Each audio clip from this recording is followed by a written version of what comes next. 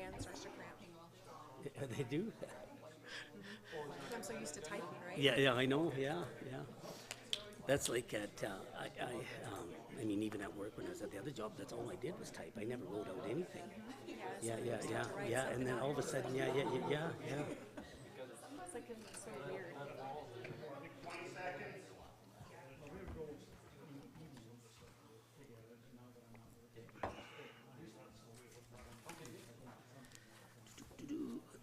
Who's doing the introductions here? This will be Amy, Okay. and that will be Alicia, Okay. and this is Kevin. Good afternoon, everyone, and welcome to our regular council meeting for September 6, 2022. At this time, I'd like to acknowledge the traditional territories and oral practices of the Blackfoot Nation, which include the Siksika, the Kainai, and the Piikani.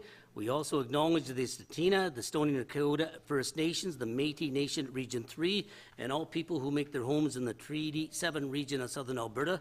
We're making this acknowledgement to demonstrate our continuing efforts to work together as we strive for reconciliation through increased and collective learning. We'll start off the afternoon here with a few introductions. Amy, you're up. Thank you. Through the chair to mayor and council, I'd like to introduce Mark Brandt, who started with the city in May and graduated from the Peace Officer program in mid-July. He was our practicum student last summer prior to graduating from Mount Royal University with a degree in criminal justice, and we're happy to have him on the municipal enforcement team full-time now.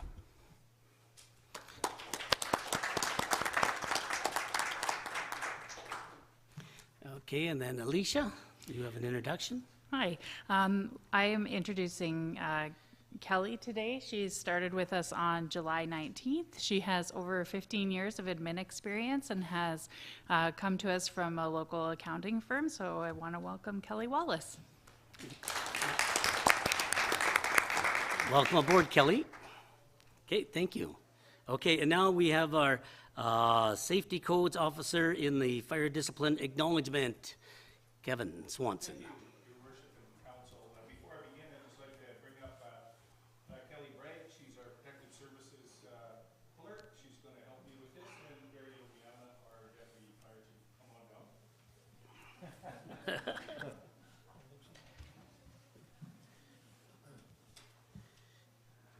All right. It is with great pleasure that I acknowledge Deputy Fire Chief Barry Obiana's most recent professional accomplishment.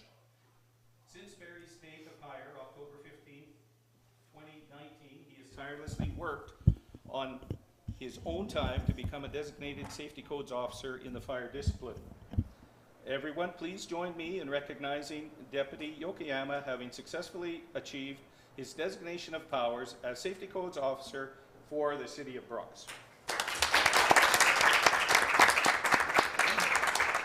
Over here, Barry. Front center, buddy. There we go.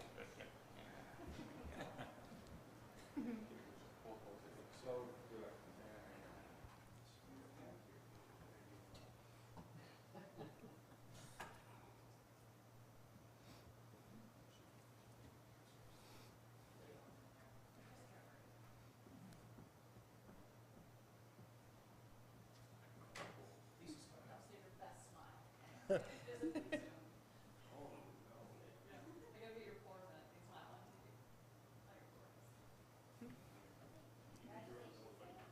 I'm on my own. Yeah, we'll shake hands with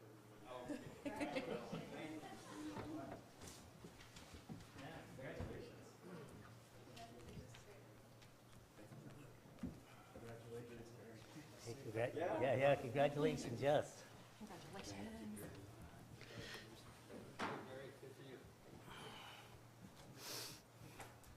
Yes, congratulations, Barry, and thanks for your dedication to the city of Brooks there. Okay, moved by Councillor Idris that the agenda be adopted. All those in favor? Carried. Moved by Councillor Jessica that the minutes from the regular council meeting held August 15th, 2022 be approved. All those in favor? Carried. Moved by Councillor Nesbitt that the following items of correspondence be received as information, updates on council conferences and workshops. Council committee reports, accounts payable listing, and council committee for August 23rd, 2022. And we'll start off with the council committee reports. I'll start to my right, Councillor Nesbitt. Thank you, Your Honor. Very exciting report here. What's the matter? Is it working now? Yep. Can you hear me? Brooks Public Library. I've been on this board for a few years, and it's great. We're looking for a way to install a non-permanent book depository, and found that one of our board members is a woodworker. She's coming up with different ideas on how we could satisfy our needs for this project, because we don't want people just throwing their books by the door every time they read it, because they do get wrecked or stolen. And although the Catholic schools are already involved with the library, we're coming up with ideas on how to sell our availability to all schools. This November is when we elect a new president, and I'm sure they'll have some new ideas.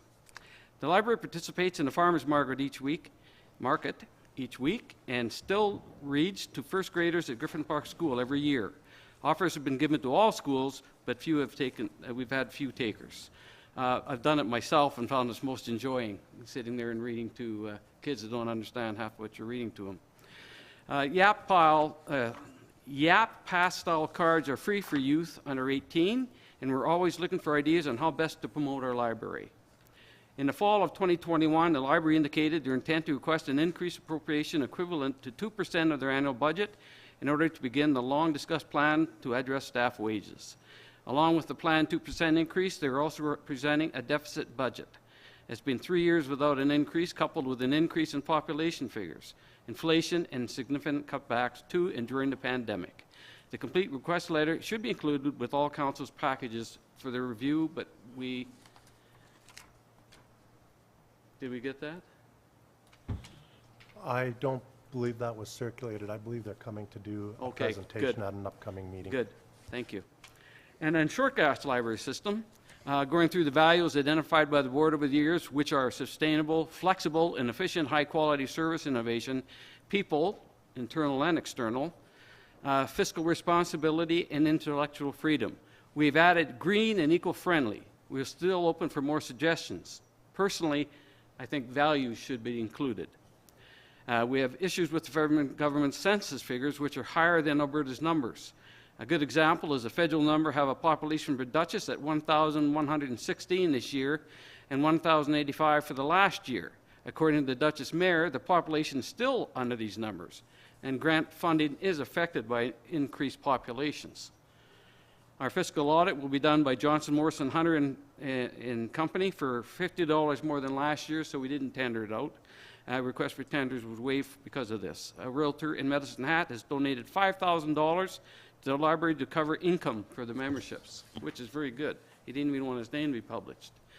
And then I have a book I'm reading, and I just wanted to read this few paragraphs to you.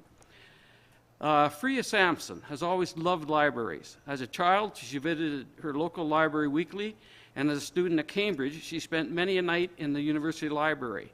But it wasn't until after she had her first child that she realized just how important libraries could be. As a new mother, Sampson felt isolated and longed for a place where she could connect with others.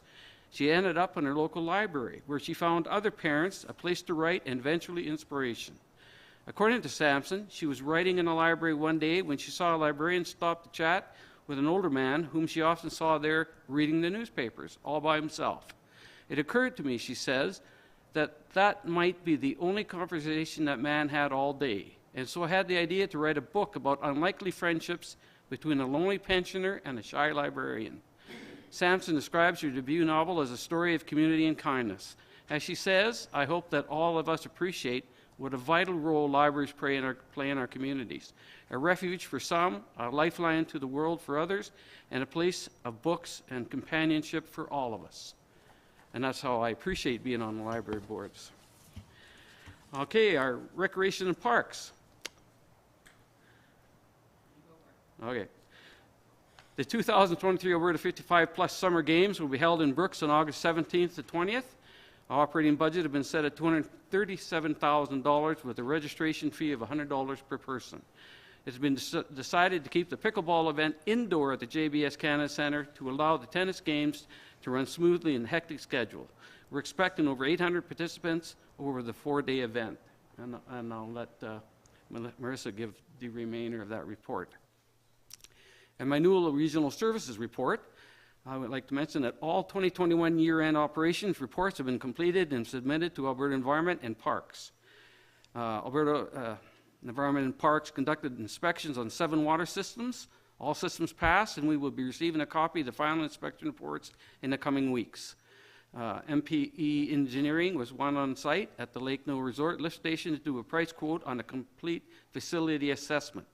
We've noticed some deficiencies develop in recent years, and MPE is tasked with determining what upgrades and or repairs are needed for a long-term viability of the facility. The operations team found a faulty membrane module on rack number 3. It's still operational, and we're in the process of ordering a new replacement, which is very expensive. Clearwater Controls was on site at the WTP to perform maintenance and calibrations on all of our chlorine and ammonia-free equipment. This is done biannually as part of our regular preventative maintenance program. And if you'll notice, we haven't had the smell yet, and hopefully we'll be able to bypass that this year because we're right on top of it. And those are my reports. Thank you.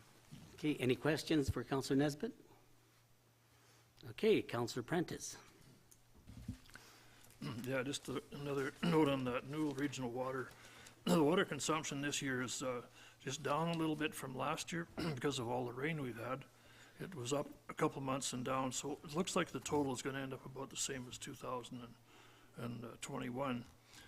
The water, like Barry says, the quality of the water from the lake is a lot better this year, so we haven't had to add any extra treatments for the taste and odor, and that will also help to bring the life of those filters a little longer, so that's the good news there.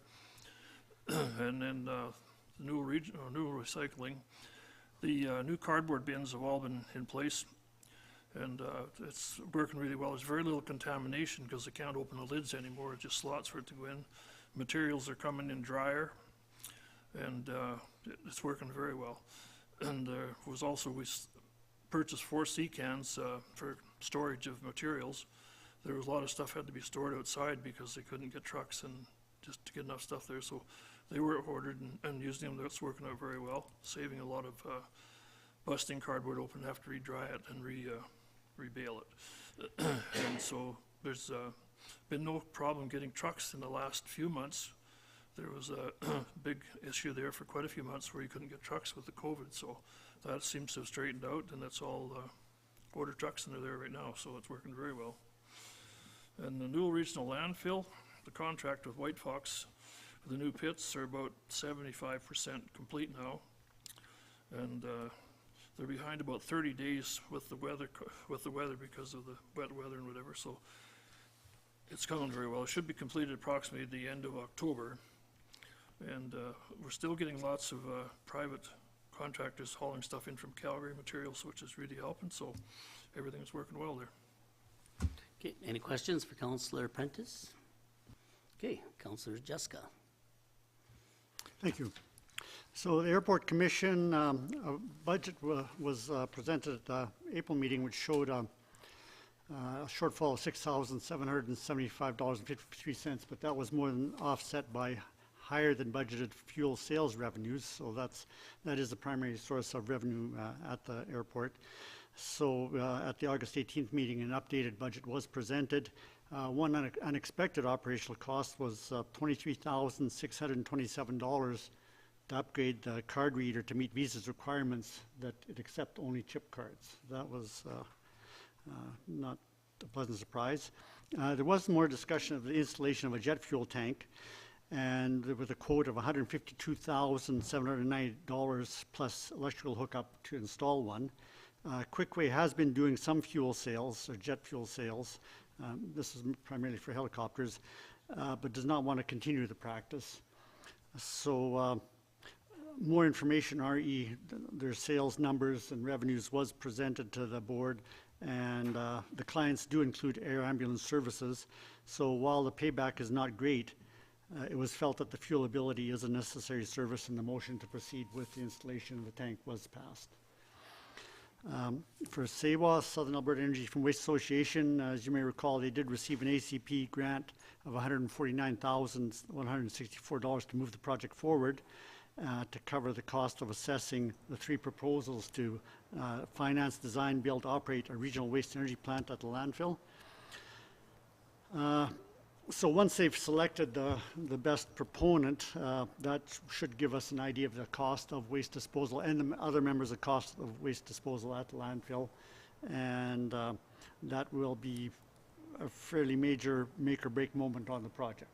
So it was supposed to be completed by the end of August, but some of the proponents asked for some additional time, partially because a lot of Europe shuts down for August. And so they were needed to get into the end of September. So we should have the results by the end of September. One of the questions was, the last time we determined how much waste there is out there was in 2010, and with recycling and population changes, is there still enough waste out there to support the project? So it did go through all the municipalities that submitted data in 2010, and essentially almost exactly the amount of waste is still being produced in southern Alberta that was then. So we're still pigs. Sign committee on June 23rd, truck route signage was discussed, and it is adequate as it is supported by other resources as well, such as online maps. So there have been incidents where trucks got lost and wound up out at the horticultural station and everything, but the signs and everything are in place. A 4-way stop requested by the JBS Center was discussed, but after discussion, talking to bylaw about it and everything, it not approved. There is an online app that shows overnight camping allowed at Lake Stafford and Duke Sutherland parks. So there has not been a problem to date, but no camping signs will be installed if needed. And there was a concern submitted regarding there being no speed zone sign for the alley on the west side of Griffin Park School, which is a fairly high traffic area. They built that up for buses, and a lot of people drop off their children there. But there's no provision for special speed zones in alleys. So unless we change the bylaw, I don't think we can do anything about that, if I understand correctly. And much of the discussion we have at the sign committee relates to speed zones. With, in most cases, decision that it isn't a serious problem, or that enforcement and speed indicators are the solution. And it sounds like the speed indicators do work, but we don't have very many of them. So that is something that we might consider budgeting for to cover some of the areas where people are asking for some kind of action. Eco Brooks has been busy. We've had a weekly and now bi-weekly display down at the downtown farmers market, which was well received. And they've also, part of that display has included an Enviroscape, which is a model illustrating surface water contamination sources, and that's being made available to schools through the school year. We've had Brooks recognized as a bee city, that we have landscaping and support for pollinators. And Eco Brooks is organizing a volunteer city cleanup for September 24th. The edible garden at the south end of Lake Stafford is maturing, and harvesting of some of the crops is occurring. So if anybody's looking for some potatoes or some tomatoes or a few carrots, no, don't take them all, please, but you can take a few. Communities in Bloom, City Parks Department has taken over management of the Rose Garden at the museum, and it's working well. They have, they did approach, CIB did approach Joint Services regarding expanding to work and promote the communities and features outside of Brooks, similar to what Eco Brooks did, but that hasn't gone any further to date.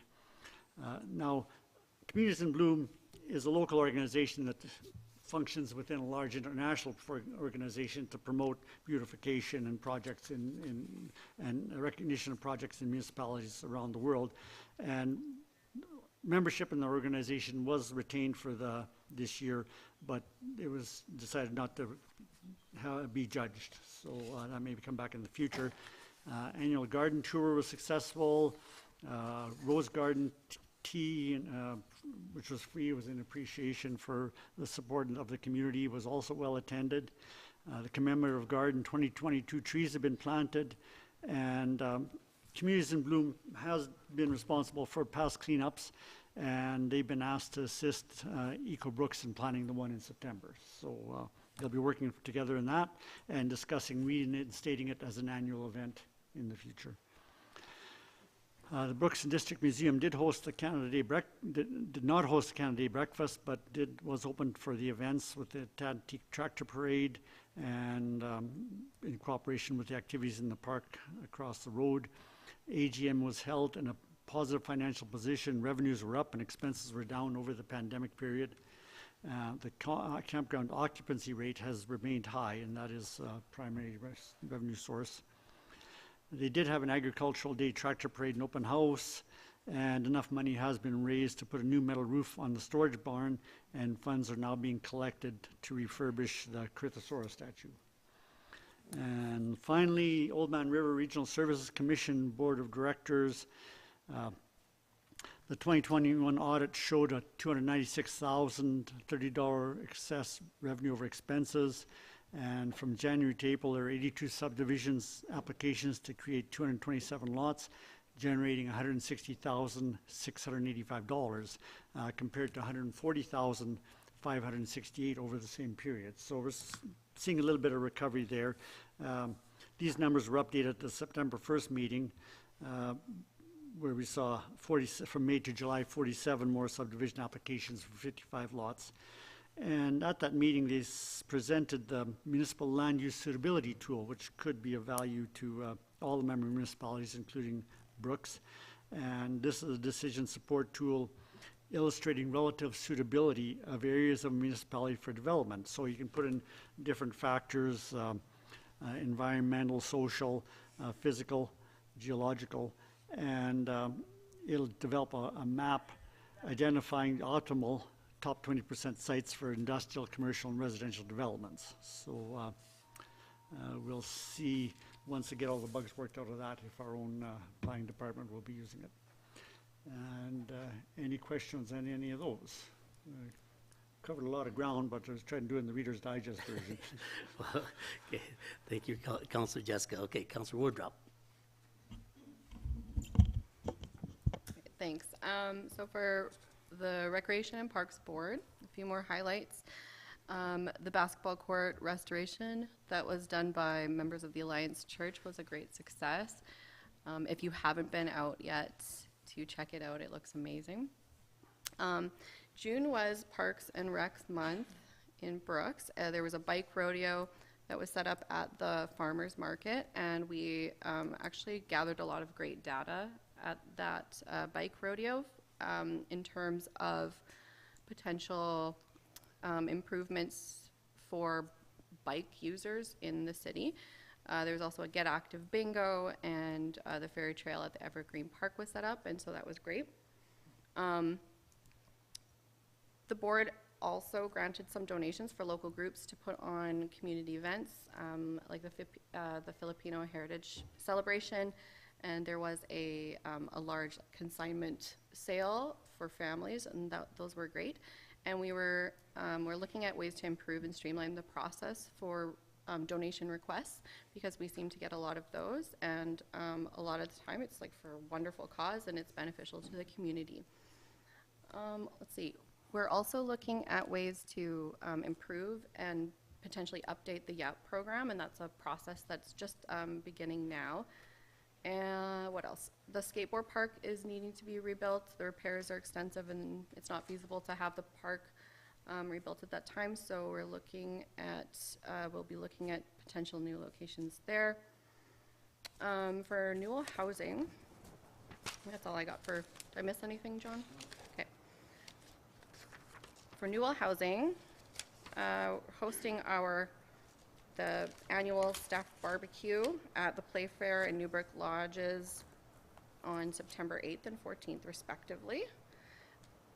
The Newbrook Lodge continues to see growing vacancies, and so the board is continuing to look at ways to address that. The advertising is running now on the radio. There's radio ads, and there's also an increased social media presence, and that's been going really well. So there's been a lot more activity on the Facebook page. And hopefully that will help improve some of these vacancies. We're also continuing to look into potentially providing palliative care in a section of the lodge. We're still in the process of seeing what that would look like. Hopefully, like, it looks promising, but we're looking to figure out still how to run that while staffing healthcare professionals that would be able to accommodate that type of service. And I think that's all. If I missed anything, John will I got it. John will fill in there for me. Okay, and then, let's see. I also attended the Intercity Forum on Social Policy in May. This is a group that meets 4 times a year. So I attended the first meeting on behalf of the city, and the main focuses were on affordable housing and mental health supports. So many topics were covered in the affordable housing. We talked a lot about these different, that it's a real priority for municipalities and ways to improve access to funds for new construction projects. The Housing Accelerator Fund came up, the Green Municipal Fund, which we're aware of. There'll be $4 billion coming from the federal government in 2024, 2025. So hopefully we'll be able to make use of that funding. Let's see, what else do we do? Yeah, I got some valuable kind of exchanges from other people in terms of ways to accommodate large family townhouses or duplex, like affordable housing with multiple families in under the same roof. And so it was great to see the Brooks Housing Society working on their build, and that's exciting for the city. So hopefully we can see more of that. And on mental health, we got a presentation by Thumbs Up Mental Health Supports. They ran a pilot program in Airdrie that was really successful in 2017, 2018, where 90% of the participants reported an improved situation for their mental health for their family. So it was a family-centric approach, and it featured different ways to integrate services among professionals and nonprofits and directly to people and families. So that was something that I brought up to the FCSS. It looks like a process that could work potentially for Brooks. And so with the growing concerns in terms of mental health across Alberta, it would be potentially really good to look into that. And we will be meeting again in September before the Alberta Municipalities Convention. So I look forward to seeing what else we can get done there. So, and then for FCSS, we had our our AGM, I'll just say, in May. We have a new project coordinator, and she transitioned over to Grasslands Regional FCSS from Bazzano in June. She's doing a fantastic job. I think I'm going to go over here. A mental health committee, since I'm on the topic of mental health, a mental health committee was formed, and it's kind of gone across from members of the board to AHS, Global Village SPEC, Victim Services, Bazzano FCSS, Palliser Health Advisory, and Brooks Campus, Medicine Hat College, and they're looking at ways to hopefully find preventative measures as well to hopefully catch some of these mental health issues by raising awareness and increasing ways to support people in the community.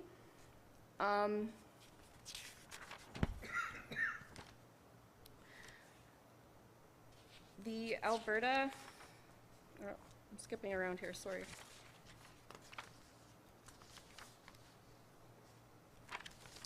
The Alberta Supports offices, there's been many of those offices that were closed across many communities in Alberta, and that was causing a lot of issues. It was changed to a centralized system where intake of clients was done over the phone or over the internet, And obviously, that is not ideal for people looking for outreach services. So that created a lot of wait times, and it was difficult for people to reach people to get timely help, either for emergency or non-emergency situations.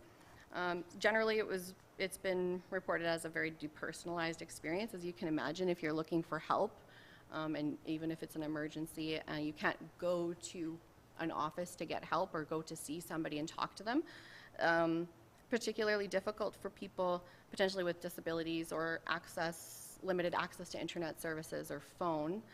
So that's had an impact on FCSS offices. And especially with COVID overlapping with that, there was a lot of people who were kind of left in a vulnerable position. At the provincial FCSS board meeting in March, the board was informed that Alberta supports the offices would be reopening in the near future. I looked online just yesterday. It looks like the one locally, the one that's here, is open, but I can look into that in more detail and confirm that for you. I just want to note too on that at that intermunicipal social policy meeting, when we got that presentation from the Thumbs Up organization, it was noted that people really need a place to physically go when they need help. So if somebody is having like a mental health problem or they need other supports, whether it be like financial or housing or whatever, people really need a physical place to go where they can go to talk to somebody, and it is just so much more helpful. So that's something to keep in mind. And it was a very, very helpful presentation. And I think, one more thing on the budget. So the budget for 2022-2023 maintains the $100 million set aside for FCSS, but FCSS falls under the Community and Social Services in terms of budget under Community Supports and Family Safety provincially. And the budget is $138 million this year and then goes down to $132 next year. And so we're waiting to see what that will mean as a potential decrease in funding for FCSS. The Live Well Brooks Newell website continues to be really well trafficked, lots of new activity there, and so hoping to see that trend continue upward. And the board received preliminary raw data from the quality of life survey. Just on the question regarding COVID, the COVID-19 pandemic and the impacts on individuals, there was 1,537 respondents. And just looking at the raw data, there was a bunch of different ways it was presented to us in a bunch of different formats based on demographics. So there was age, gender, income, marital status. Shockingly, it would have a negative impact on your mental health to be married during the COVID-19 pandemic. But there was a couple things that I would just interesting data that I would note. Just to look at age, because there was a lot of different data there, but the respondents that were 15 to 19 years old had a 32.8% of them reported a positive effect in terms of their family relationships. And compared to another age group like 60 to 69 years, they reported 7.4% positive result in their family relationships as a result of the COVID-19 pandemic. And then in terms of mental health, not surprising that there were not very many positive reports in their mental health, except for the 15 to 19-year-olds. There was actually 29.7% of them reported a positive effect in their mental health as a result of COVID-19. And the largest the most significant, I guess, number of negative impacts for mental health was basically 20 to 60 years, so big chunk of us reported a negative impact to our mental health. But there's a lot of really interesting data. We can share that out, and it will be released, and then there will be more information, I believe, released in the spring. I can get back to you on that. I might be wrong on that, on the dates there. I just got that email yesterday afternoon. And I think that's it. Thank you. Okay, any questions? Okay, Councillor Goodenough. Well, good evening, everyone. And just a couple thoughts I'll give you on some of the committees I'm serving on. The Silver Sage Committee, been appointed to as we know, the situation that happened there in the past. But I want to say that it has been a great turnaround. 180, I guess, really. We've just, it's been a great success over the summer. Daryl and Carlotta, they continue to be the managers of the place at this time and are doing a great job. In fact, although the original date of when the used to be called the Brooks Rodeo, now it's called the Newell Pro Rodeo and Fair exhibition. We didn't have that part, the fair part, but we were able to get a company to come in out of Edmonton that brought in a smaller sample of what will be here for next year. And so I just think it's some forward thinking by the committee as a whole. I'm glad to serve with Greg Screever. And just some note changes that will be happening. There will be some rate changes that will be taking place for those that want to bring their horses out or do training to rent the facility. There's some adjustments that will be going with adjustments of inflation and the cost of running the facility. So that's been a very successful season. I look forward to continuing to serve there.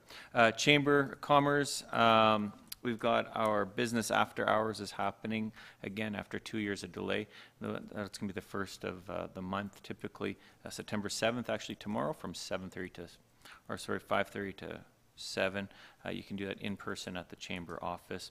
And also we'll be working with our AGM coming up here in September and a women's conference actually with local businesses and talk about women's business and women's fashion and a whole bunch of things that'll be happening for the region with the Chamber. Joint services is always, it's a privilege to work with our county, friends, and surrounding towns and villages. A big shout out to the committee for the Red Bowl and for, kind of giving some funds for that. It was a big success on tourism, I would believe, to see the amount of people that came out to Steesville. Great opportunity for us to be on the map on a global scale.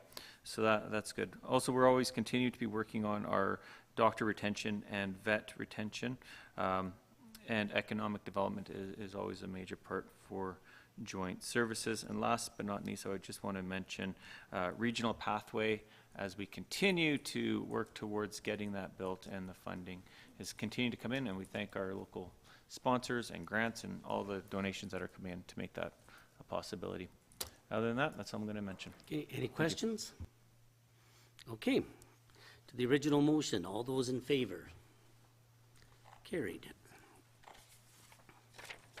Moved by Councillor Prentice that September 1st to the 30th, 2022 be hereby proclaimed as Alberta Culture Days in the City of Brooks. Lisa.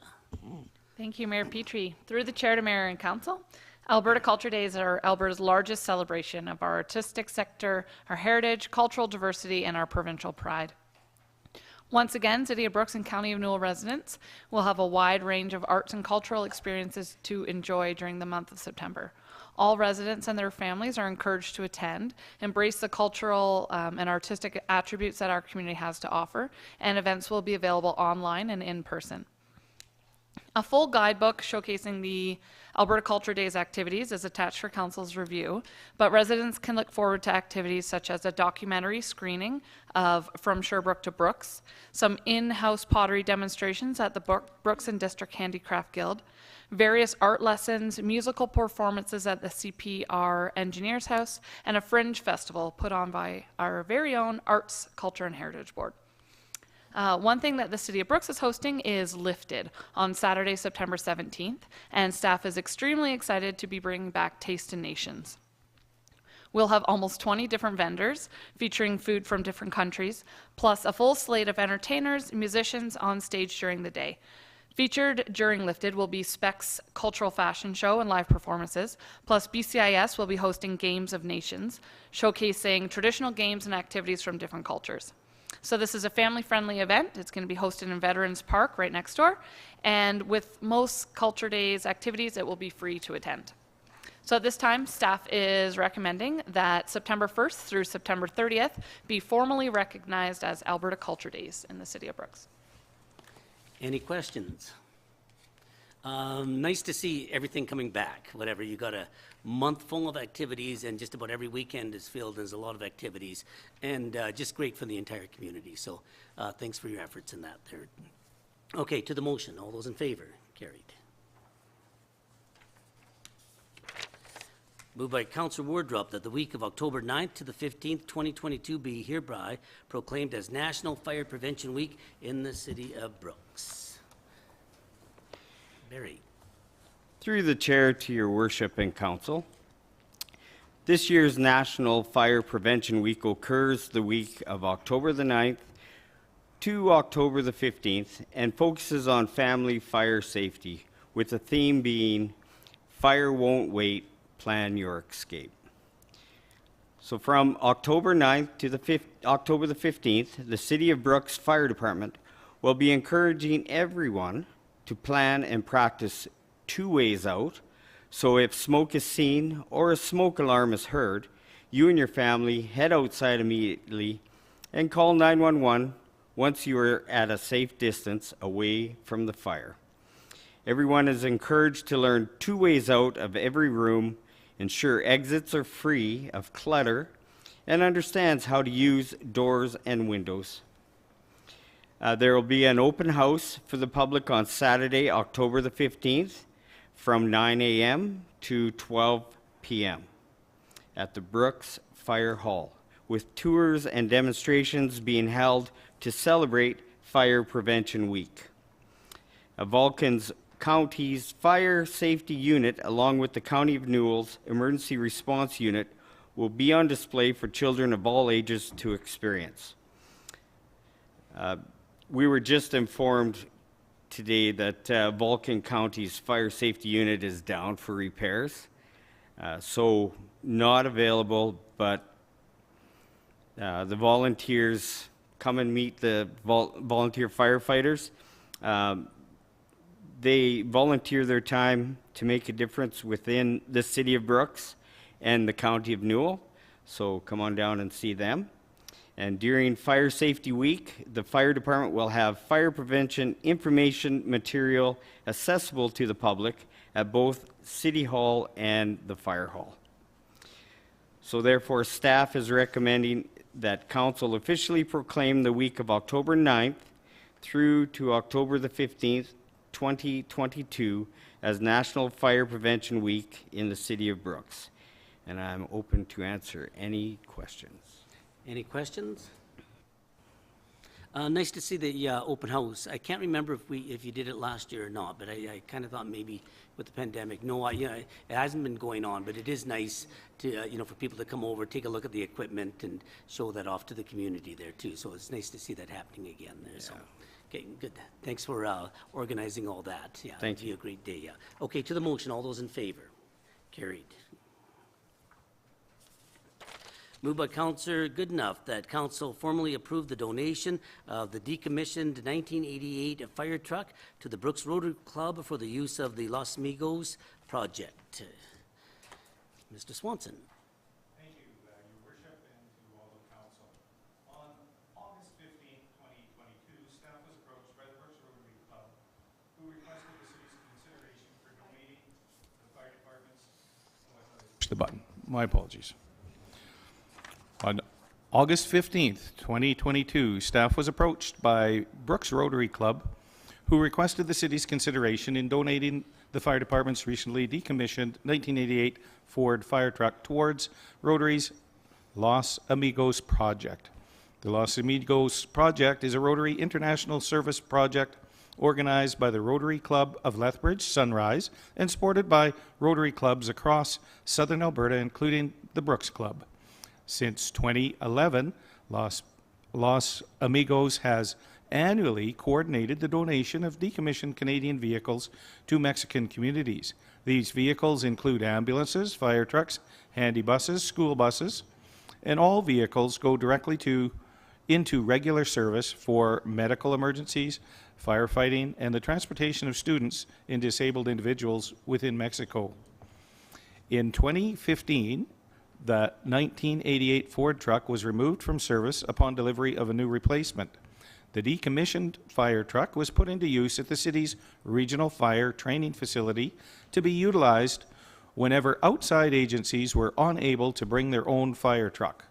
As the fire truck has seen very little use over the last 2 years, and due to less demand for used and older fire trucks, if offered for sale, it may not sell. By donating to our local Rotary Club Los Amigos project, the city benefits by knowing that this fire truck, albeit 34 years old, will continue to play a vital role in keeping Mexican communities safe. The vehicle details are that it's a 1988 Ford. It has a 5,000 liter per minute pump. It was removed from service July of this year, 2022. The mileage is 25,512 kilometers.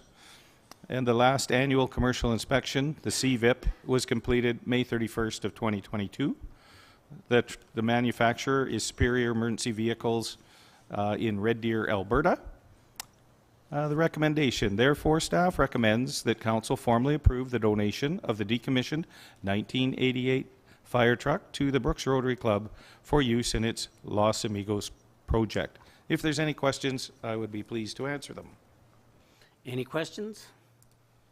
Just want to point out, yeah, we had the Rotary Club here a couple weeks ago, and they were kind of explaining, where the trucks go and, how they benefit the communities in Mexico. And it was kind of nice to see that end of it, because as I said then, we often donate things, but we don't know the benefits of it. So it was really nice to see there too. So. It's, when I look at 25,000 kilometers on that, that'd be a brand new vehicle if it was any other vehicle there. Okay, to the motion. All those in favor? Carried. Thanks, Kevin. Okay, moved by Councillor Wardrop that Laura Lukey be appointed to the City of Brooks Environmental Advisory Committee as a citizen at large for a first 3-year term commencing September 7th, 2022 and ending September 6th, 2025. Thank you. Through the chair to Mayor and Council. The Environmental Advisory Committee, also known as Eco Brooks, is currently advertising for citizen at-large members. The committee received an application from Laura Lukey to serve on the committee and are recommending that she be appointed to the committee as a citizen at-large. Laura works as a health promotion facilitator at Alberta Health Services, and many of her initiatives and programs have involved Eco Brooks in the past. She helped with Bike to Work Week, started the community garden with Brooks Choose Well, and also helped create a cycling video. Her passion lies with creating a healthy, happy community and feels that serving on Eco Brooks would create this. Therefore, administration is recommending that Laura Lukey be appointed to the City of Brooks Environmental Advisory Committee as a citizen at large for a first 3-year term, commencing September 7th, 2022 and ending September 6th, 2025. Okay, any questions? Okay, to the motion. All those in favor? Carried. Moved by Council Nesbitt that the September 2022 financial variance report be accepted as information. Shelley. Thank you. Through the chair to Mayor and Council. So this report that's in your package finds the city approximately 66% of the way through the 2022 year. Many of our departments are starting to wind down from the busy summer months, and in most part, all of our operations are staying on track in comparison to the established budgets. So since my last report, there are a few notable events that I will just bring up that may, at the end of the year, have an impact on the year and cause a variance one way or another. The first is some contracted repairs to water mains and service connections have exceeded the prorated budget by approximately $29,000. And at this time, the water budget has been able to absorb these additional costs. However, depending on ongoing operations, this may result in a negative variance at the end of the year. I wanted to talk a little bit about the policing contracted services. So that budget, when we established it, it was based on the city's share of costs increasing from 70% to 90%, with additional revenues brought in from reserves to accommodate our phased-in approach. So although the cost share percentage remains at 70% for 2022, and because of this, we can expect a favorable variance in contracted services, this favorable variance has been offset by other unanticipated costs as follows. So a couple things. The first one is the 2021 year-end adjustment invoice, which we receive in 2022. So it's always a little bit behind because of different year ends. We anticipated that to be a credit, and it usually is because our staffing levels are usually down from from our contract amount. However, this year the vacancy rate was considerably less than in past years. So where our budget is based on 19 full-time equivalent, the actual complement for 2021 was 22.1 full-time equivalents. So that, again, offset our favorable variance. The other thing which we've talked about a little bit before is the salaries and benefits adjustment for the 2021 year only, which results from wage negotiations that were recently settled, was also higher than it was estimated in the budget. New information came to light after we had established the budget that we realized it was going to be a little bit higher. And that's, I'm not really talking about the adjustment for previous years, but just that 2021 year adjustment. So those offsets will require the city to use some reserves to cover the costs. However, not as many as was anticipated in the budget based on the cost share increase.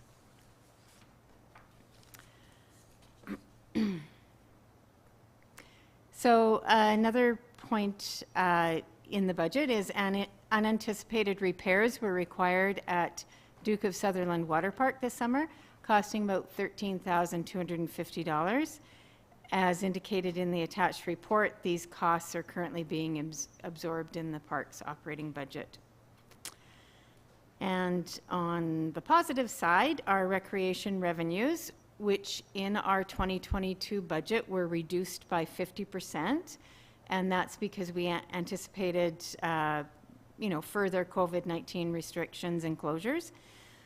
But now our operations are running close to pre-COVID capacity for most of the year, and the Recreation Department has earned 106% of our budgeted revenues to date. So that's a reduced budget, but that's really good news.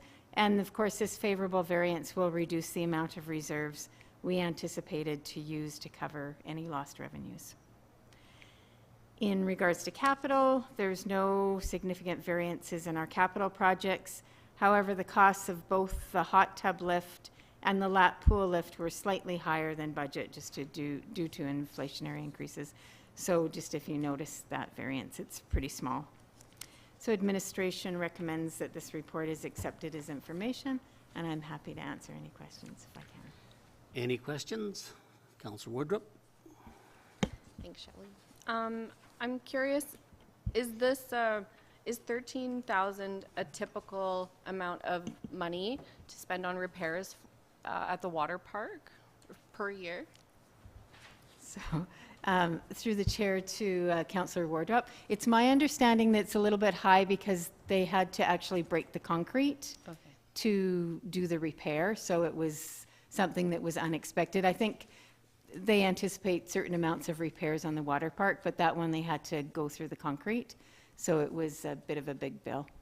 I'd be curious to know how much is spent, or how much has been spent over the last 5 years or so on repairs at the water park. Just anecdotally, it seems like there seems to, it needs to be repaired often, and I'm just curious how much that's costing us. I can certainly make a note of that and see what information I can bring back for sure. Thanks. Councillor Woodruff, what is your thinking behind that? I know that water park goes back many, many years. Are you thinking of an upgrade? Potentially, yeah. It's Okay. something that, you know, especially with people in my age demographic, with young kids, it's such a fantastic place to take Oh, your it is, family, and it goes back a long time, and it's a well-loved and well-used Used part facility, yeah. of the city, and yeah, you know, maybe we should invest in that a little bit. Yeah, Next- for and I'd next be curious budget. to see Yeah. the repairs over the years too. Yeah, okay, yeah, okay. Any other questions? Councillor Goodenough? I'm just curious, I know this would probably be more for Dawn, but with the storm sewer, with the Sound Vibe storm project, we estimated 50,000, but it came in at 31,000. That's amazing. Like, I'm just curious, yeah. Alicia can answer that. Thank you, through the chair to Councillor Goodenough. That project isn't complete at this time, actually. We're still working on the Sound Vibe Storm project, and have run into some further issues too, which might be bringing more forward for budget time, so. I shouldn't have asked that question. Okay, thank you. Okay, any other questions? Okay, to the motion, all those in favor? Carried. Okay, moved by Councillor Idris that the public alcohol consumption be permitted in Veterans Centennial Park on September 17, 2022, from 11 a.m. until 9 p.m. Lisa. Thank you. Through the chair to mayor and council. Under the Gaming, Liquor, and Cannabis Act, a municipality can designate public consumption of alcohol within a public park. We ran a pilot program in 2021, which allowed alcohol consumption in 3 city parks: Veterans Centennial Park, McKay Park, and Duke of Sutherland Park, and that was throughout the summer months. Following the pilot program, staff reported that there had been no issues with violence, people drinking outside of the designated areas or times, or any litter or broken glass, and that no formal complaints had been received. And then it was decided that should an event occur where public alcohol consumption is warranted, parks could be designated individually rather than leaving it open for several months. So Lifted 2.0 will be held Saturday, September 17th in Veterans Centennial Park. And rather than obtaining a liquor license, fencing off a beer garden, and having on-site liquor sales, staff is recommending that council permit public alcohol consumption during the event. The intent to do so was outlined in the special events permit, which was approved by the RCMP, and there were no objections. Other first respondent agencies have been contacted, including Alberta Health and the Downtown Brooks Association, with no objections. So at this time, administration is recommending that public alcohol consumption be permitted in Veterans Centennial Park on September 17th, 2022, from 11 a.m. until 9 p.m. for the Lifted event. Okay, any questions? Councillor Goodenough. Do we have an approximate idea of how many people we think would attend this event? Through the chair to Councillor Goodenough, in the past, Taste of Nations itself has attracted over 1,000 people. The Taste of Nations portion of the event will last from 11 until 2, so relatively early during the event, and then the remainder of the event will go until about 8 p.m. Approximated numbers that we said on the special events permit were probably 1,500 throughout the entire day. But that would be over a course of 9 hours or so. It's tough to gauge because people will be coming and going, and there will be different demographics for different portions of the event. I guess just my concern is we've got a permit that we're going to possibly grant here for public alcohol consumption, and for people to be coming and then going kind of raises a flag for me if it's a family event. Also, if there's no beer garden per se, where in the past where I've supported it because it was fenced in and it was a contained area, when I think about the COVID over party, whatever we called it. So I have some concerns if it's just open, but maybe we can come to a solution on that. Thank you. Councillor Wardrop. So will there be any on-site liquor sales, or will this just be like a BYOB?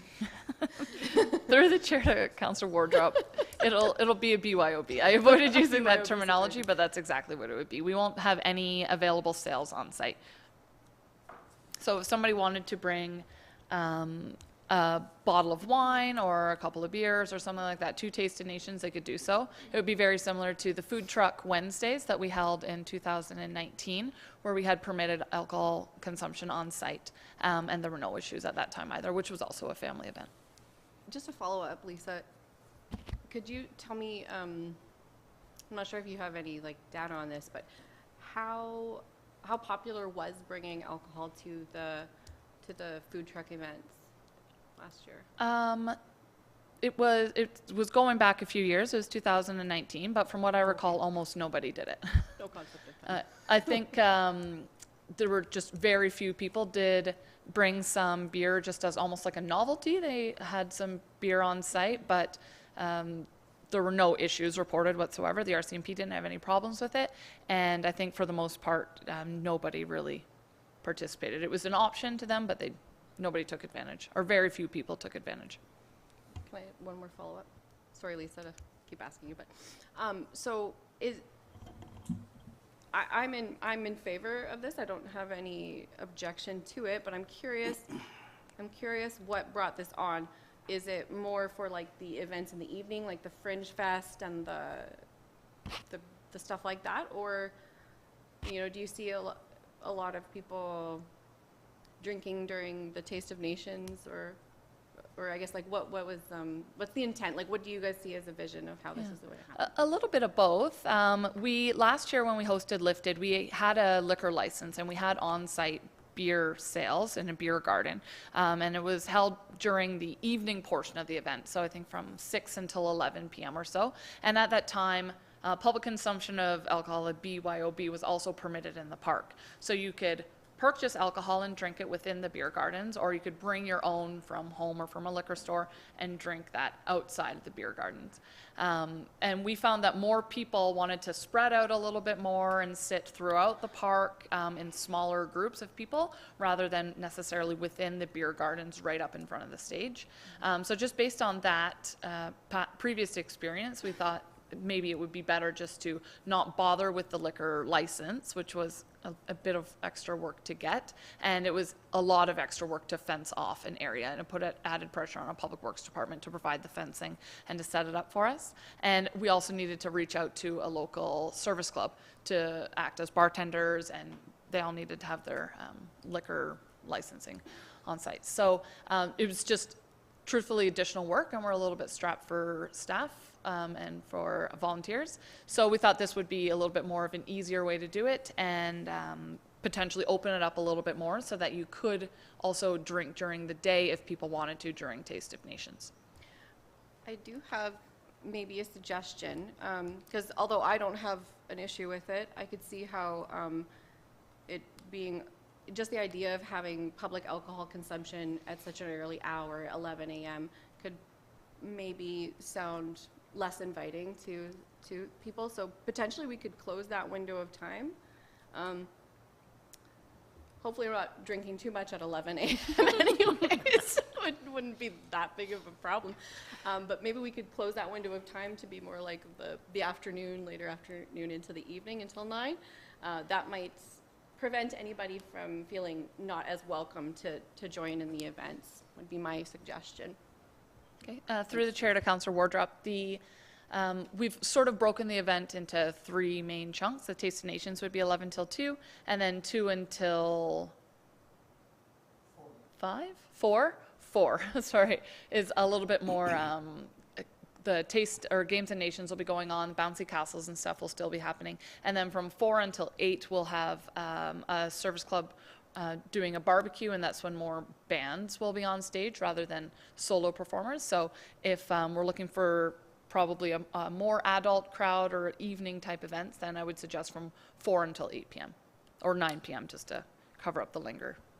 Yeah, I like that idea. I think to just say no alcohol consumption during the Taste of Nations thing, right from 11 to 2 would be reasonable, or sorry, 11 till 4, till 4. Yeah, that would be, what do you guys think? That's kind of my What is your question again? To not have alcohol consumption from 11 a.m., like during the Taste of Nations event. Why not?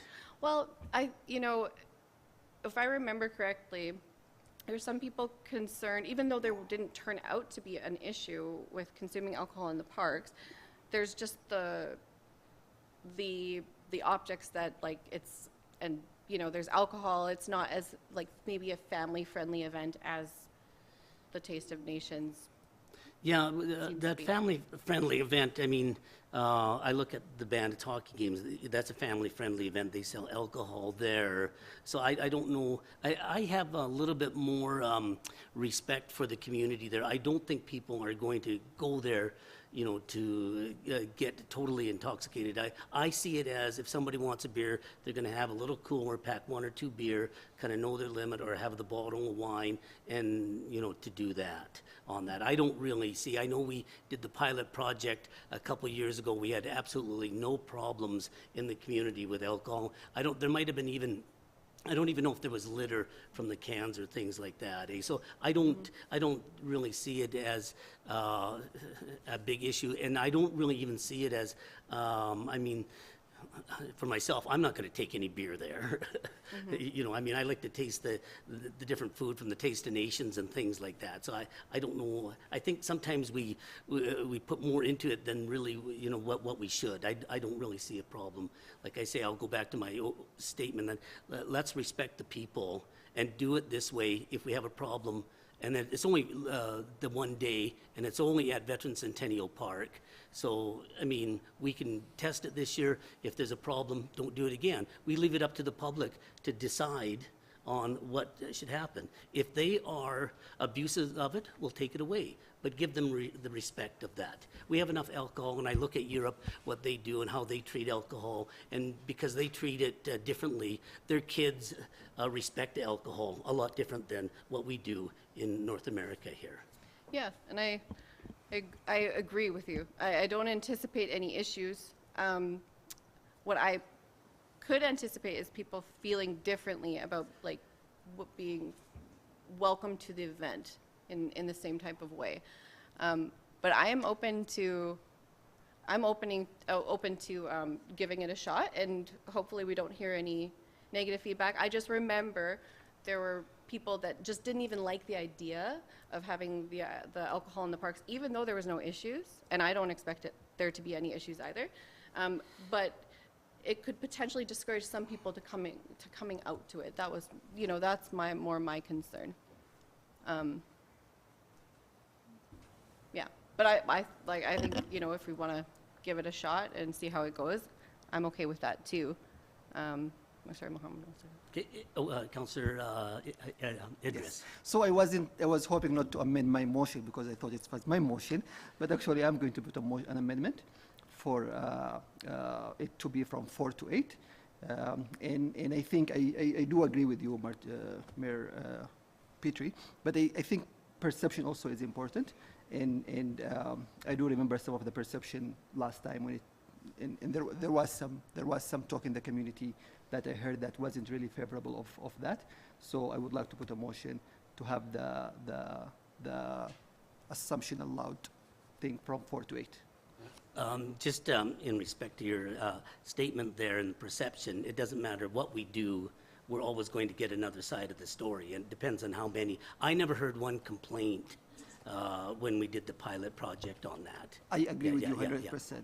I believe sometimes perception is important and sometimes perception is... Yeah, but I'll do the respect, your motion on that. And, you did the amendment, that's okay. Moved by Councillor Idris that the motion be amended by changing 11 a.m. until 9 p.m. to 4 p.m. until 8 p.m. Okay, the motion, I'll read it again. Moved by Councillor Idris that the motion be amended by changing the times from 11 a.m. until 9 p.m. to 4 p.m. until 8 p.m. So the only time you would be able to have alcohol at Veterans Centennial Park would be between 4 and 8 p.m. So the event ends at 8 or 9? 9. Then it ends at 9. Could someone clarify the 2 p.m., 4 p.m.? I think I got lost in that. What ends and starts at 2 and 4? So the 2 p.m. till 4 p.m. there is still a little bit of activities for children. There is bouncy castles. There is the Games of Nations, and there are activities I thought that are still more family friendly. Yeah, through the chair to mayor and council, from 2 to 4 p.m. there's going to be games of nations, there's going to be bouncy castles, and there will be piñatas, plus the craft and vendor show will still be going on. There will be performers on stage, mostly soloist musicians or smaller bands, and then from 4 p.m. until 8 p.m. we'll have essentially just bands and entertainment on the stage. The craft show will be done, the bouncy castles will be done, and everything else will be done. The event ends at 8 p.m. I had requested to have alcohol consumption until 9 p.m. because I know sometimes it takes people a long time to get up and get out. Then I'm okay for it to be till 9. To 8 p.m.? To 9. Okay. Just the beginning. Okay, so I'll read the amended motion again. Moved by Councillor Idris that the motion be amended by changing 11 a.m. to 9 p.m. to 4 p.m. until 9 p.m. Yeah, we're going to vote on the amendment itself. Okay, all those in favor of the amendment? Those opposed? Yeah. So the amendment is carried. Okay, now to the motion. Moved by Councillor Idris that the public consumption be permitted as amended in the motion. All those in favor of the amended motion? Those opposed? Okay, carried.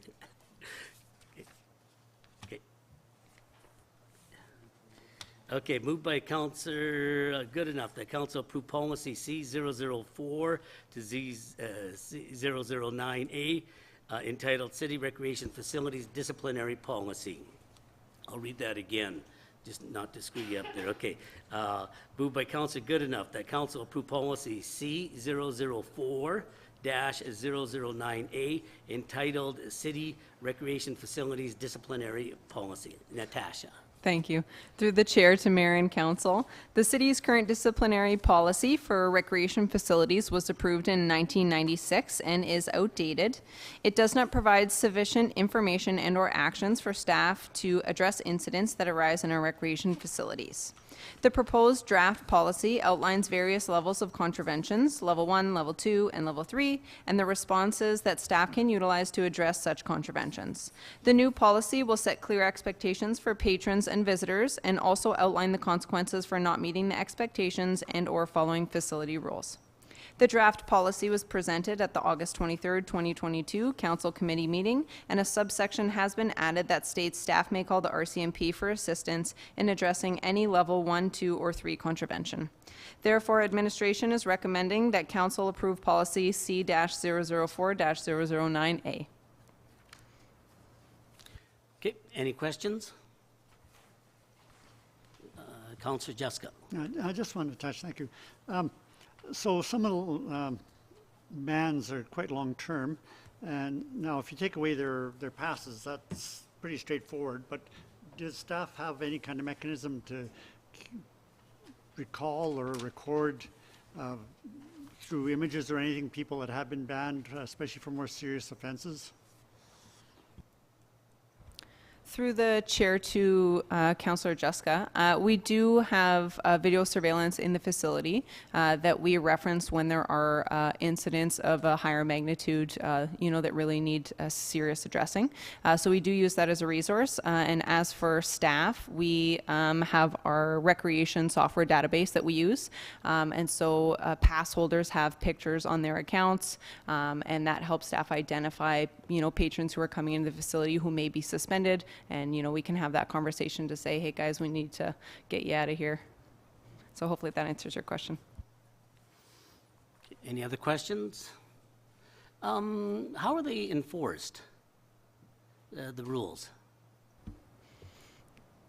Through the chair to Mayor Petrie, can you say more?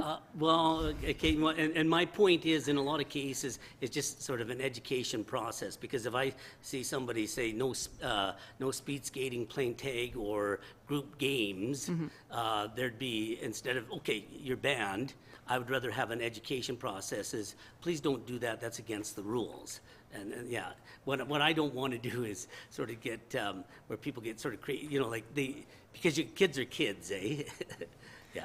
Through the chair to Mayor Petrie. And adults are adults too, so it happens to all of us. I was going to say.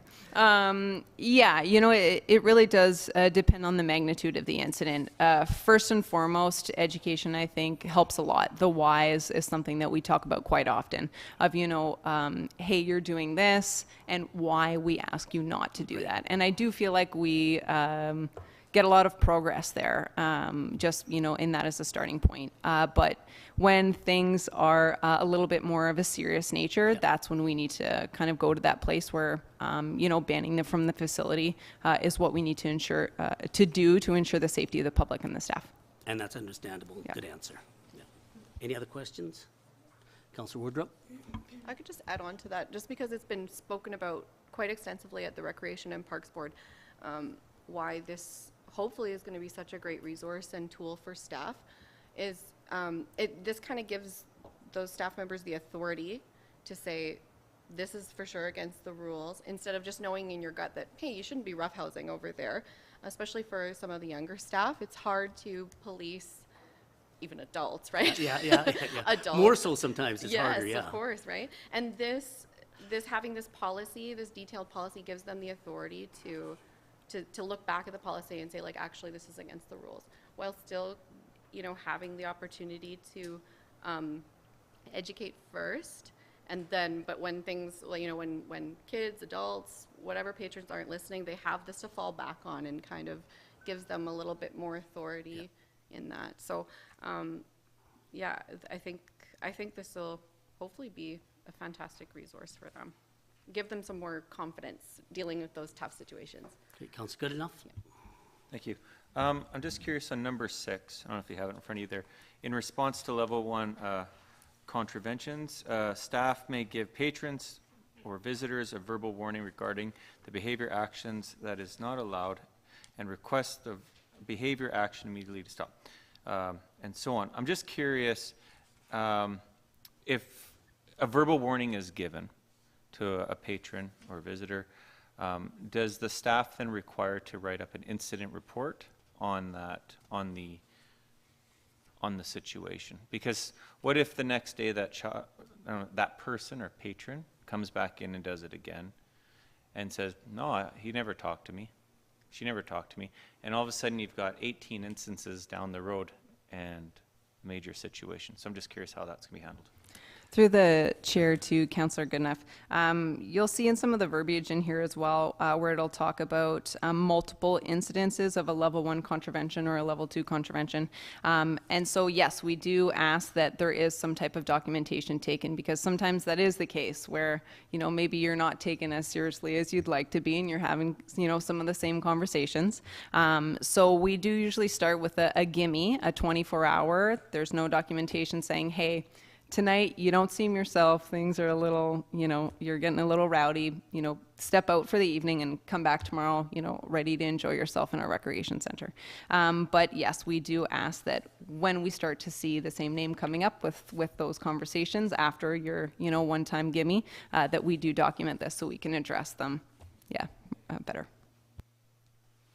Okay, any other questions? Oh, Councillor Idris? Thank you. I promise I do come to the recreation center from time to time. But is there a place where some of these are written, how you go to some places and there is a big sign saying, I know it's common sense, but sometimes having that does help. Through the chair to Councillor Idris, yes, we do have our facility rules posted in each of the areas of the JBS Canada Centre. So in the pool, we have the pool rules posted. In the flex hall rules posted. The Sparrow as well, the fitness center as well. So, and that's also really nice to use as a resource. If I'm saying, hey guys, you're, doing X, Y, Z, have you read the facility rules? And, there's facility rules? And I said, there sure is. So yes, there are rules posted around the facility, and they do help us as well. Okay. Councillor Jessica? Thank you. So some time ago, we were discussing enforcement rules at the rec center, and the discussion was quite lengthy, and something that came out of it was whether the staff would have the authority and the desire to enforce some of these rules, and whether that was really their job, or whether they were prepared to take the risk that comes with it. So will there be training with them, or they'll have a clear procedure to follow or the ability to go higher up the ladder depending on the nature of the incident, so that they will be prepared to follow through on these rules. Through the chair to Councillor Jessica, I think the question I'm hearing in there is, will we be helping staff with tools to address some of these concerns? So we did just have our recreation departmental training, and we did, there's a really great book out there called Verbal Judo. And so we used some of those great tools, as well as the manager of recreation was a enforcement officer with Alberta Parks. So she's got some really great tools. And then we try to help each other wherever we can, and kind of like stepping in for a teammate if we see that they're in a difficult conversation, to make sure that we're diffusing things instead of escalating things, so that, you know, we can nip things in the bud and move on to enjoying ourselves. So I hope that answers your question.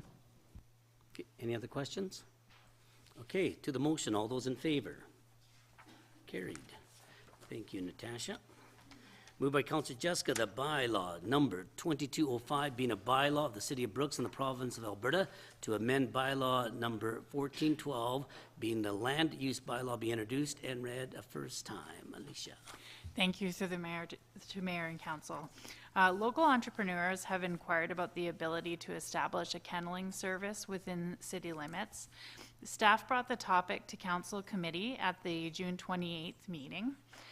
Historically, the context of kenneling in the community includes the BAPS location at 415 First Avenue East, which came into being with a donation of land from the city and a lot of hard work from the community and volunteers. The original approval was under Land Use Bylaw 0330 in a special light industrial district, as a similar to approval where small animal clinic was defined but did not include the scope of the BAPS application. The property is currently zoned direct control and has outdoor kenneling space, but the 2005 permit does not allow the overnight use of the outdoor areas. It's approximately 80 meters from the nearest house. The current land use bylaw 1412 does not include kenneling as a defined use. The closest listed uses are pet grooming establishment and veterinary clinic. Note that veterinary clinic allows for overnight accommodations within the building, while pet grooming does not. Vet clinics are allowed in the commercial general, industrial light, and industrial general districts as a permitted use, while pet grooming is allowed in commercial general, commercial central, and industrial light. In July of 2019, an unapproved home-based business for kenneling services was discovered, and subsequently a permit request was denied in September by the Municipal Planning Commission based on complaints from the neighbors and the suitability of such a use in a residential district. The applicant appealed that decision, and the Subdivision and Development Appeal Board overturned the decision of the MPC and granted a conditional permit. The most significant conditions were a limitation on the number of dogs to 5, and that dogs when outdoors must be supervised. The home occupation business is still in operation. Bylaw 22-5 is a proposed amendment to Land Use Bylaw 14-12 to add kenneling as a land use district in the Land Use Bylaw to allow for business opportunities. The proposed changes were presented to Council Committee on August 23rd and received support to move forward to a Council meeting for first reading. At the direction of Council, staff has prepared a land use bylaw amendment to add kenneling as a use, including a definition and development criteria. Council at the June 28th Council Committee meeting was clear that the use only be allowed in the industrial districts as a discretionary use, and that a setback from residential land uses be established at a distance greater than 300 meters from those uses. This bylaw amendment provides a 450-meter setback from residential. This distance was included in the definition for kenneling, which means it cannot be varied or waived by the Development Authority. The definition reads, kenneling means a development for the purpose of boarding small animals normally considered as household pets, and includes indoor and outdoor enclosures, pens, runs, or exercise areas. This land use may also include training, grooming, impounding, quarantining facilities, animal shelters, and retail sales of associated products. This land use shall not be closer than 450 meters from any residential dwelling unit or existing or future residential use.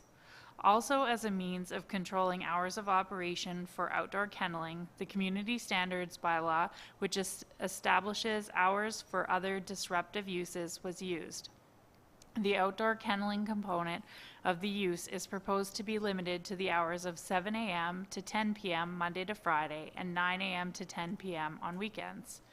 The intent of Bylaw 22-05 is to include the discretionary use of kenneling in the land use bylaw.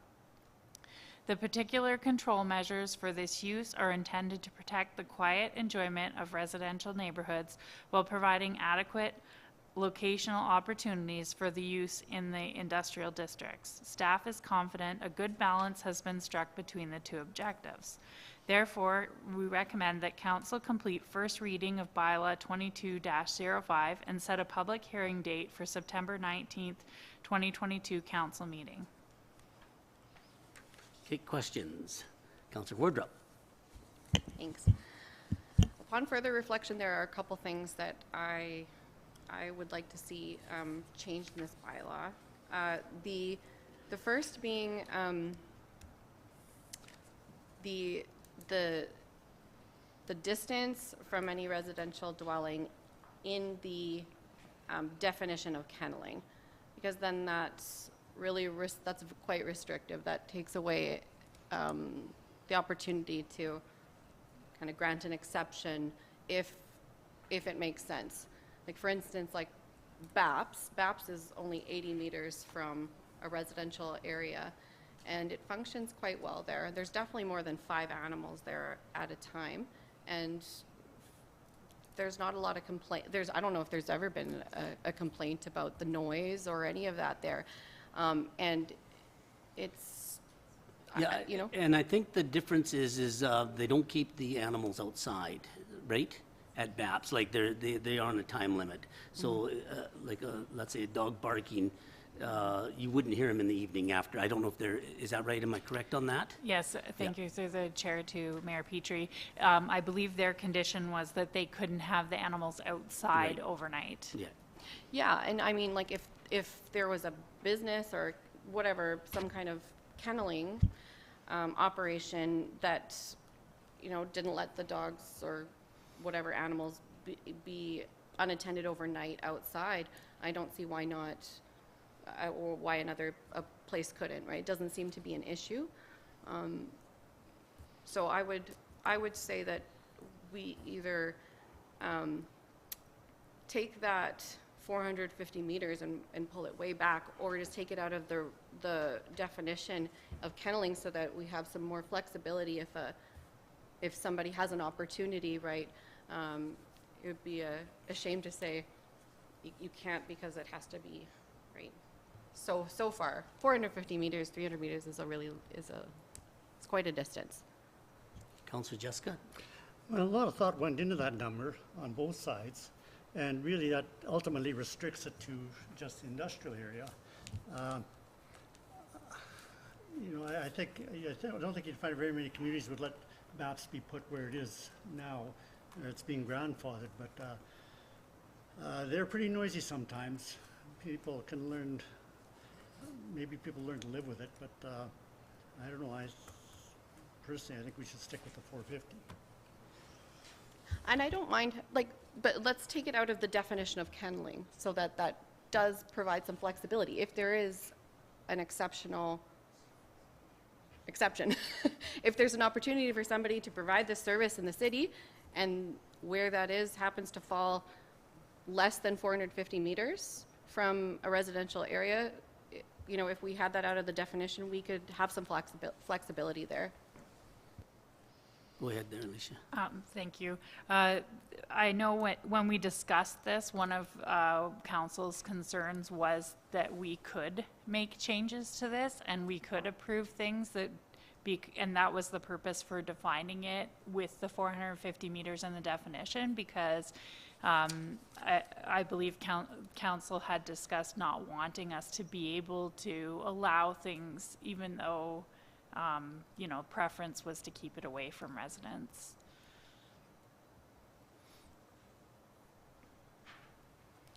Councilor Prentice? I think the whole idea of this bylaw was to stop this from happening, getting kennels within the city, like close by. I know the one that was talking about is too close to residents, so I know you'd like to have more flexibility, but if you're gonna bring the numbers way down, you might as well forget about the bylaw period, because it's there for a reason. You don't wanna have dogs barking in the middle of residents that are close. And I don't think it's anywhere out of a proportion at all. There's dogs over there already at that BAPS. They make a lot of noise sometimes, but the thing is, they're closed down at night, and there had been lots of complaints about it before, so, you know, it's running good, but Yeah. it definitely isn't that people haven't complained, so I don't think there's anything wrong with having that distance, because otherwise that stops all this from having another dog kennel in the middle of your residential area somewhere. Councilor Goodenough? Yeah, I agree with what Councillor Prentice is saying. I think the 450 is a nice number. My concern would be in allowing a kenneling service in town, period. We have a kenneling service outside of town with ROPS. I take my dog there when we go away for kenneling service. And even from the highway, it's loud. And they harbor. They have, change that word. They have several dogs there. It's loud. And I think even with BAPS, I would love to see that relocated, but that's another conversation. They're loud, so. Councilor Woodrup? It would still have to be zoned for industrial, though. So it wouldn't just be like able to be plopped into any residential area. It could be an area that just kind of is on the cusp, like the outskirts of those residential areas. And, yeah, and those areas that I'm thinking of that are zoned industrial, right, they're kind of on the part of town where it's kind of noisy anyway. You got the train, you've got, do you know what I mean? It wouldn't be like with it being, it would still have to be zoned an industrial area. I just think having some flexibility, and I do understand the point, like I do get that too. It could be restrictive. It could be overly restrictive. Yeah, it could be overly restrictive. That's my concern. Okay. Any other questions? Oh, I do have another one. Councilor Idris? I just wanted to bring a point of order, and Go ahead. maybe I'm wrong, but it says in our procedural bylaw that a council shall vote, this is first reading, a council shall vote on the motion for first reading of a bylaw without amendment or debate. Good point.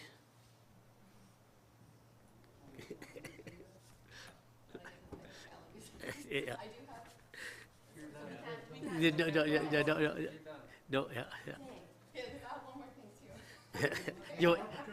yeah, you'll have to save it for the second reading on that. Oh, okay, to the motion though, all those in favor?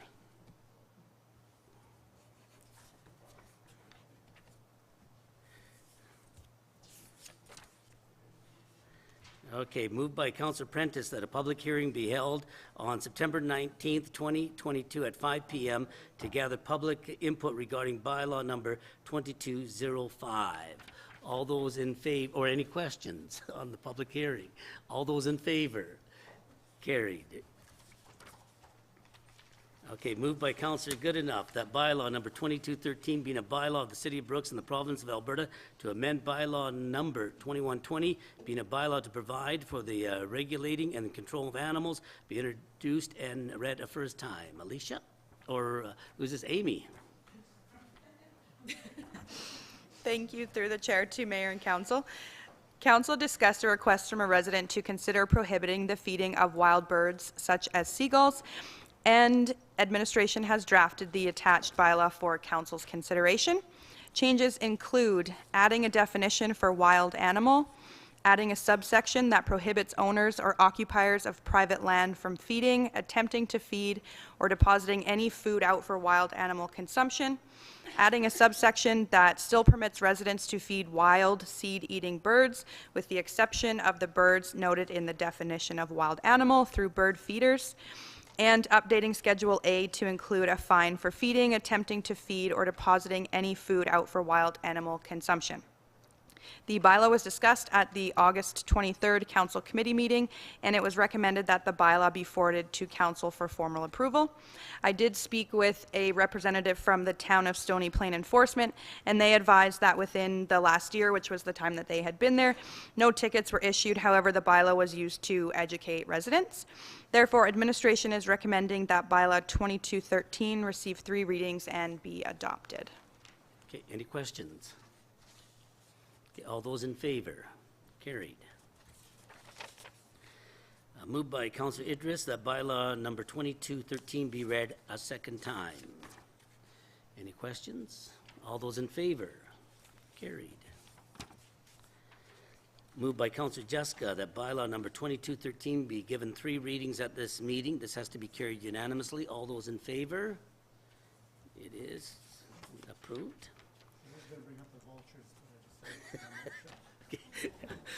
Moved by Councillor Nesbitt that bylaw number 2213 being a bylaw of the City of Brooks in the province of Alberta to amend bylaw number 2120 being a bylaw to provide for the regulating and control of animals be read a 3rd time and adopted. All those, any questions? All those in favor? Carried. Thank you. We're going to move into camera here, but Sandra, do you have any questions? I do, thank you. Good afternoon, everybody. To begin with, Councillor Goodenough has mentioned that there were donations that have come in for the PATH. I would like to know how much exactly there is in that PATH fund, please. Okay, Lisa, can you help? Not an exact number, I can get that to you, but an inexact number is 110,000. But I will get the exact number, and I'll just have to figure out exactly how many bricks have been sold. Thank you. Yes, I've been asked a lot of questions, so I'd like to give them an answer. As well for, oh, sorry, in regards to the vacancies and the policing, there's some money that has to come out of reserves. Do you know how much will be used from reserves for the extra costs? For the unanticipated costs, please.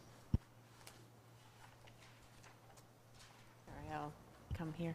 I don't have an exact amount, so the answer is no.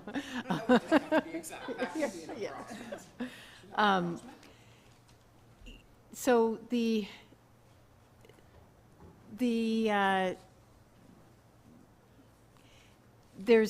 2 portions to it, because there's vacancies and then there's the extra money that wasn't anticipated for the salary increases. So those 2 together, I don't have an approximate either at this point, but I can put something together for you.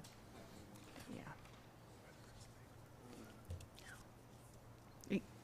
I think you guys are going to get off the hook pretty easy today. Thank you. Any other questions, Sandra? No, thank you. Okay, thank you. Okay, moved by Councillor Prentice that council close the meeting to the public for agenda item 9, business proposal as per section 16 FOIP, and 9B, legal matter as per section 27 of FOIP at 6:08 p.m. All those in favor? Carried.